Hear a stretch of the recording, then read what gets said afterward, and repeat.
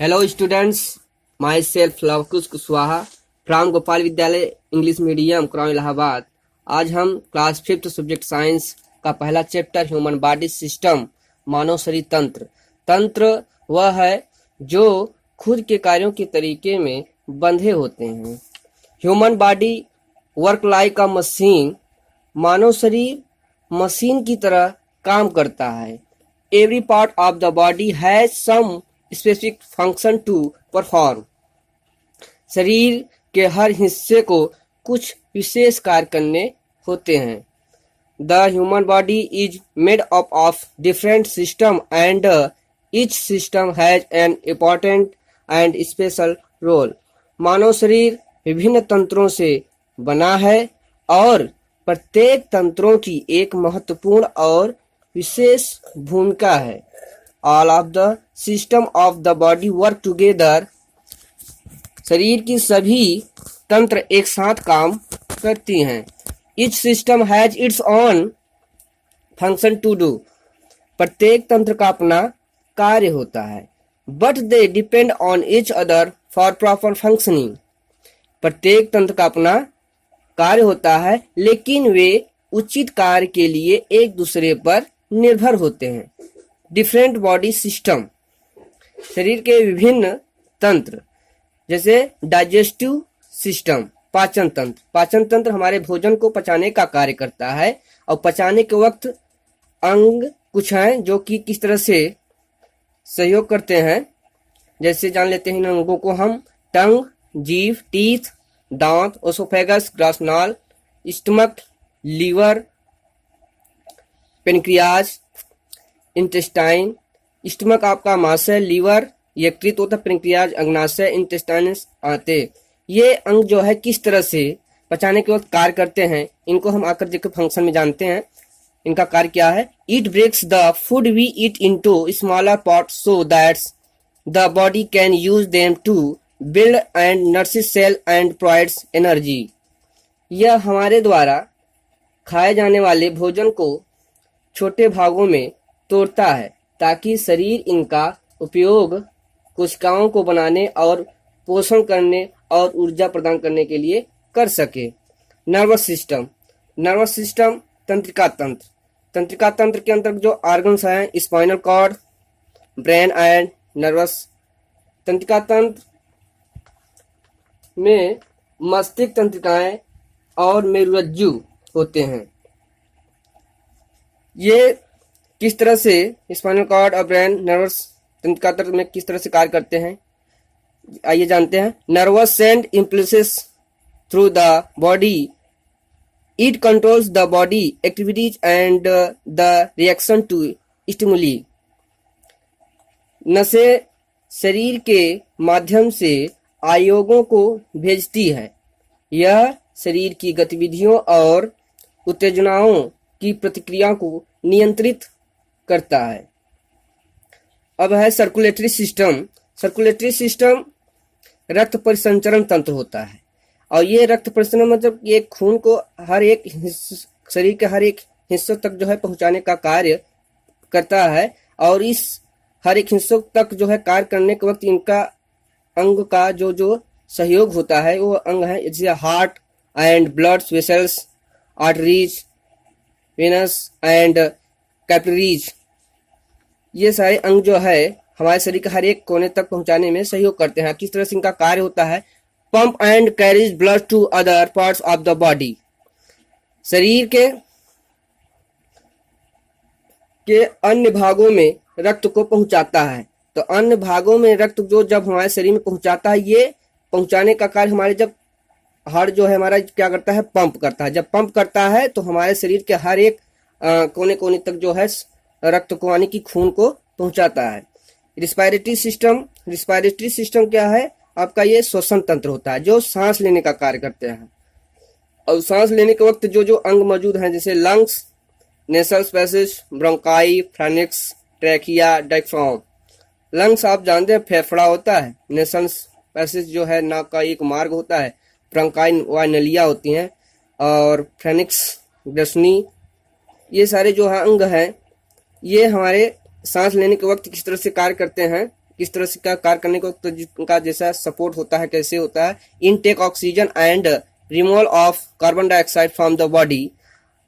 जब हम अपने शरीर से कार्बन डाइऑक्साइड को बाहर निकालते हैं और ऑक्सीजन को ग्रहण करते हैं, तो इस दरमियान में जो है ये सारे अंग इस तरह से कार्य करते हैं। स्केलेटल सिस्टम यानी कंकाल तंत्र। कंकाल तंत्र एक हड्डियों का एक ढांचा होता है जो कि मानव की आकृति उसी से एक हड्डियों के ढांचे से बने होती हैं। तो इनका किस तरह सा कार्य होता है, supports body to stand up, it also gives a protection to the body organs and allows body movement। शरीर को खड़ा होने का समर्थन करता है, माने कि शरीर को खड़े होने में सपोर्ट करता है। यह शरीर के अंगों को सुरक्षित भी देता है और शरीर को गति प्रदान करता है। डाइजेस्टिव सिस्टम, पाचन तंत्र। Food provides us fuel to stay alive. भोजन हमें जिंदा रहने के लिए ईंधन प्रदान करता है। Food gives us the energy to work, play and for doing all other activities. भोजन हमें काम करने, खेलने और अन्य सभी गतिविधियों को करने के लिए ऊर्जा देता है। Food we eat needs to be broken down by our body to transform it into energy। हमारे द्वारा खाए जाने वाले भोजन को ऊर्जा में बदलने के लिए हमारे शरीर द्वारा तोड़ दिया जाता है। This is done by our digestive system. यह हमारे पाचन तंत्र द्वारा किया जाता है। The digestion begins as soon as we take the first bite of food in our mouth। जैसे ही हम भोजन का पहला टुकड़ा अपने मुंह में बच्चों लेते हैं, पाचन तभी जो है शुरू हो जाता है। Here the tongue saliva, saliva एक लार होता है जो एक तरल पदार्थ है। जीभ, सलाइवा जो एक तरल पदार्थ है, यही जो है जीभ और लार और दांत के सहयोग से जो है भोजन को तोड़ने का मदद करता है। क्या करता है? मदद करता है। तो पूरी तरह से कह लेते हैं, here the tongue saliva and teeth help in the breaking of the food. जीभ, लार और दांत जो है हमारे भोजन को तोड़ने में मदद करते हैं। Saliva help in making our food soft, wet and jar to swallow। लार हमारे भोजन को नरम मतलब मुलायम, गीला और ऐसे स्थिति में ला देता है जो कि एक आसानी तरह से निकल जाने की स्थिति में कर देता है। इस तरह के सहयोग करते हैं। It also digests the starch in our food into glucose. यह हमारे भोजन में स्टार्च को ग्लूकोज में भी पचाता है। Then the food swallows down a tube called the oesophagus. तब भोजन अन्न प्रणाली नामक एक मतलब कि इसोफेगस एक नाल होती है जो फूड पाइप होती है, फिर उसी पाइप से जो है भोजन हमारा निकल जाता है।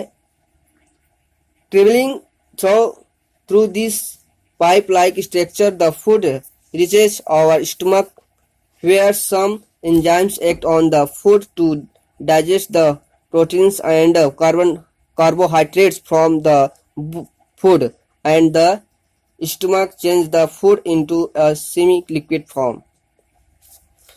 इस पाइप के माध्यम से यात्रा करते हुए मतलब कि गुजरते हुए भोजन की संरचना हमारे पेट तक मतलब कि हमारे आमाशय तक पहुंचाती है, जहां कुछ एंजाइम भोजन से प्रोटीन और कार्बोहाइड्रेट को पचाने के लिए भोजन पर कार्य करते हैं और पेट यानी कि हमारा आमाशय भोजन को अर्धतरल रूप में बदल देता है।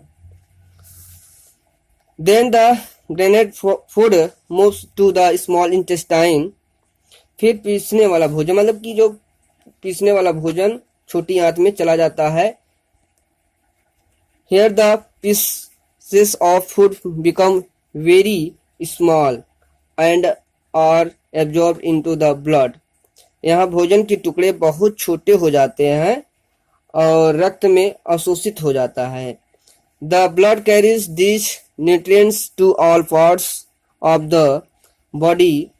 रक्त इन पोषक तत्वों को शरीर के सभी भागों में पहुंचाता है।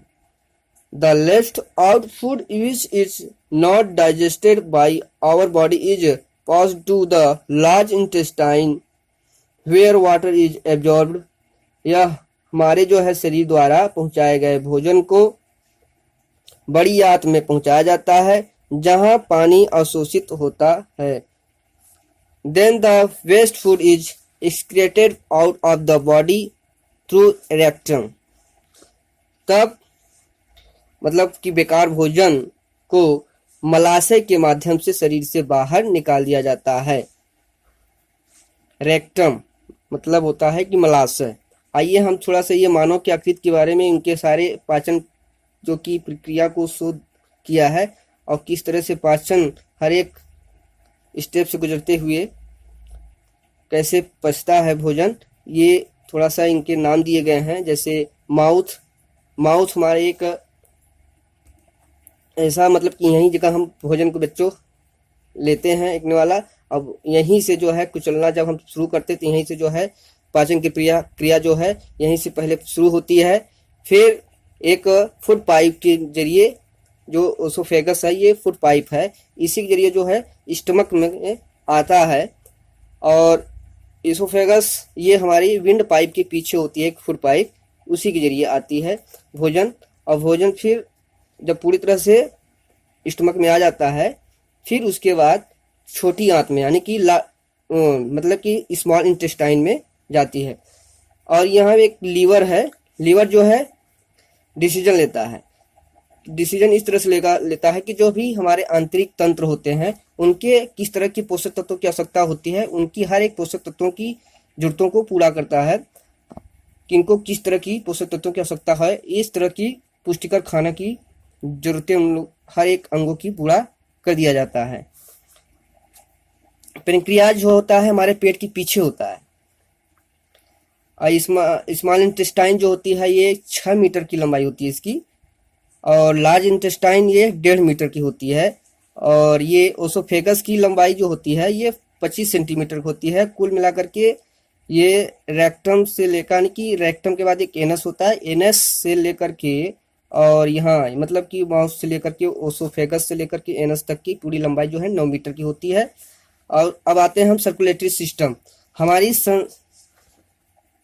जो है सर्कुलेटरी सिस्टम एक रक्त परिसंचरण तंत्र होता है, इसके बारे में आइए जानते हैं।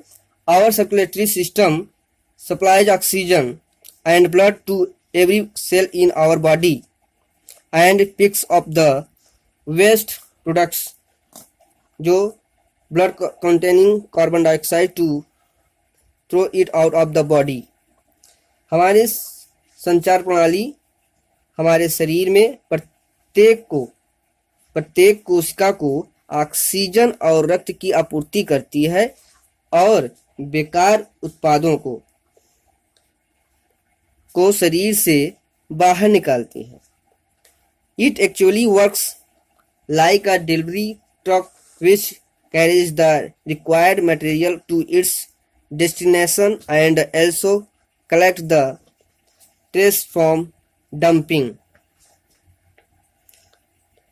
यह वास्तव में एक डिलीवरी ट्रक की तरह काम करता है जो आवश्यक सामग्री को अपने गंतव्य तक ले जाता है और कचरा फार्म डंपिंग में भी एकत्र करता है। Our circulatory system mainly consists of 2 parts. हमारे संचार प्रणाली में मुख्य रूप से 2 भाग होते हैं, एक होता है हृदय और ब्लड वेसल्स यानी कि रक्त वाहिकाएं। ठीक है बच्चों, आज के टॉपिक इतना ही। अगले टॉपिक पर फिर हम आप लोगों से बात करेंगे, तब तक के लिए